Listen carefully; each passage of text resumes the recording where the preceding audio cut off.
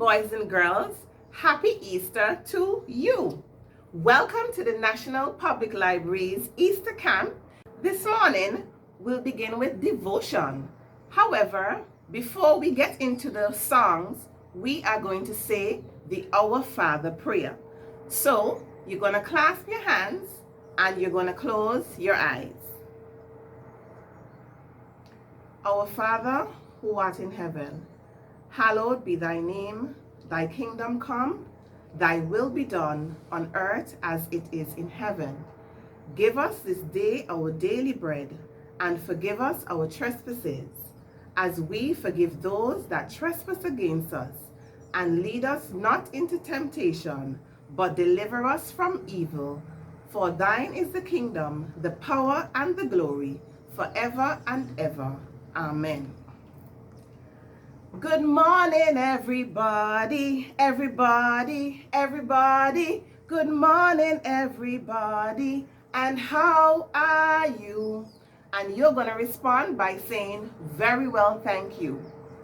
Very well, thank you. Well, thank you. Well, thank you. Very well, thank you. Well, thank you. Let's try that again. Good morning, everybody, everybody, everybody. Good morning, everybody. And how are you? We're very well, thank you. Well, thank you. Well, thank you. We're very well, thank you. Well, thank you. It's bubbling, it's bubbling, it's bubbling in my soul. I'm singing, I'm shouting, since Jesus made me whole. Some folks can't understand it. How can I keep it quiet? It's bubbling, bubbling, bubbling, bubbling, bubbling in my soul. Something in my heart like a stream running down makes me feel so happy as can be. When I think of Jesus and what he has done for me, something in my heart like a stream running down. We're traveling, I want to make heaven my home. We're traveling, I want to make heaven my home. The time to be happy is now, and the way to be happy is here. And the way to be happy is to make others happy, and we'll have a little heaven down here. It's bubbling, it's bubbling, it's bubbling in my soul. I'm singing, I'm shouting, since Jesus made me whole. Some folks can't understand it. How can I keep it quiet? It's bubbling, bubbling, bubbling, bubbling, bubbling in my soul. This is the day.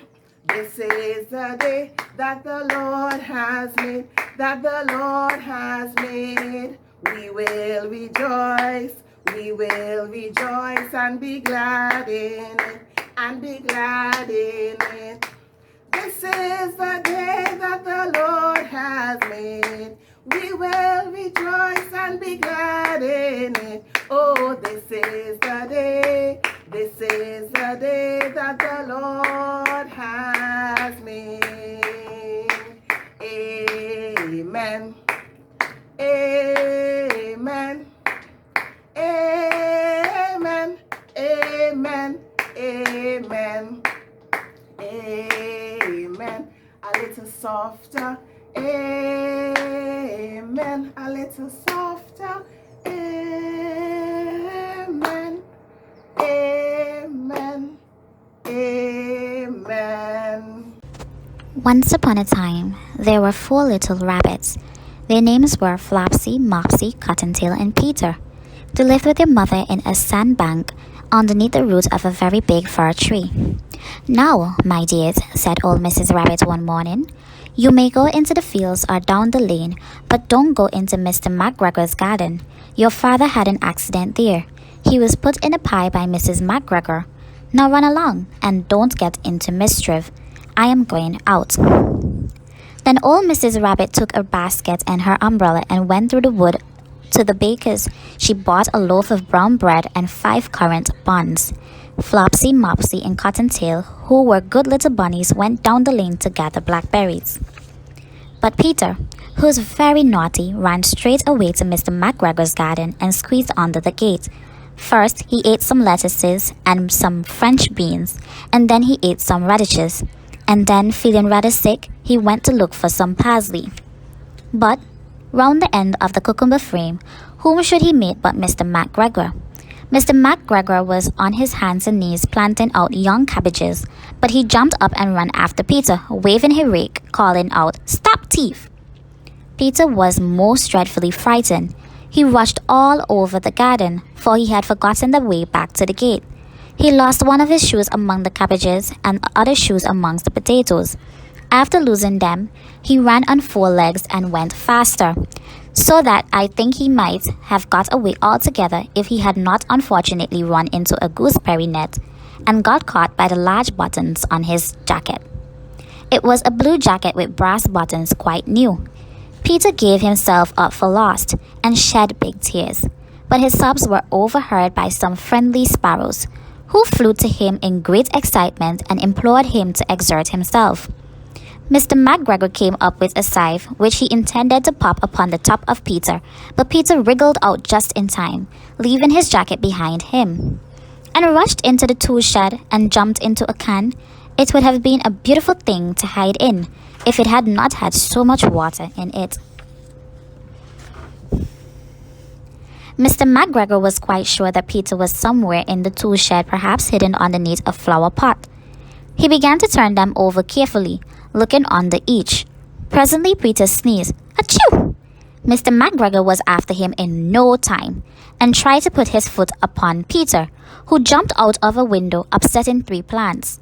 The window was too small for Mr. McGregor, and he was tired of running after Peter.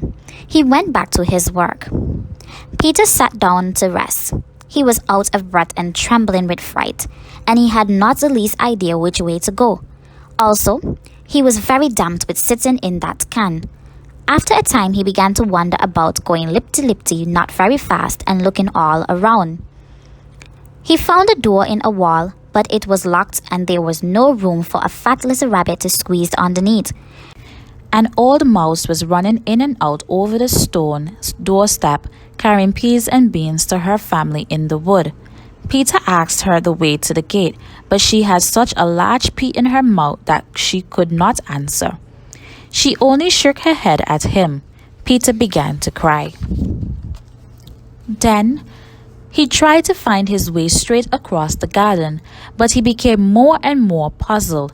Presently he came to a pond where Mr. McGregor filled his water cans. A white cat was staring at some goldfish. He sat very still, but now and then the tip of her tail twitched as if it were alive. Peter thought it best to go away without speaking to her. He had heard about cats from his cousins, little Benjamin Bunny. He went back towards the tool shed, but suddenly, quite close to him, he heard the noise of a who screech, scratch, scratch, scratch. Peter scuttered underneath the bushes, but presently, as nothing happened, he came out and climbed upon a wheelbarrow and peeped over.